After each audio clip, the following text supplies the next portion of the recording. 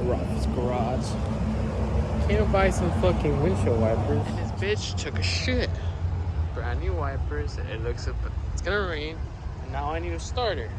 So let's knock it out real quick. Disconnect the battery and disconnect 2 fucking bolts and 2 plugs and get this shit done. You have one that goes this way and another one that goes this way. So yeah, working on the Vibe, and guess what? Fucking starter gave out in the middle of the road. The reason I did it here is just in case it doesn't want to turn on. Just go down the hill. No push start. So fairly easy. All it has is 1 plug, 1 bolt on the starter for the main power, and then you have 2 bolts for the starter, one going this way and then another one coming this way. I do like to take the radiator off or the fans. Fairly easy. A hose, a 10 right there, a 10 right there, and unplug the fans, and this thing just comes up, which gives you way more room to work right there. And there it is. Make sure it's standing up because that does still have coolant.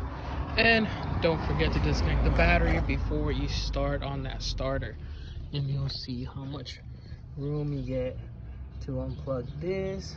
Better view. And that's still power right there, bolt right there, and then you got another one on that side right there. And just like that, it's out. Putting them side by side, just comparing them, and they look the same. This one being manufacturer lifetime warranty, so we'll see how it goes. Time to try it out. I'm not gonna put the fans because I've been having bad luck with these starters. I got 2 from Autozone and didn't want to work. So I'm trying O'Reilly's, and moment of truth. There it is. Hell yeah. So it was the starter.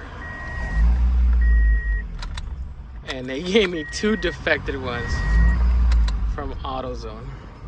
So let's put everything back. All it is I believe it is 2 bolts, and that's it. And a plug and a hose.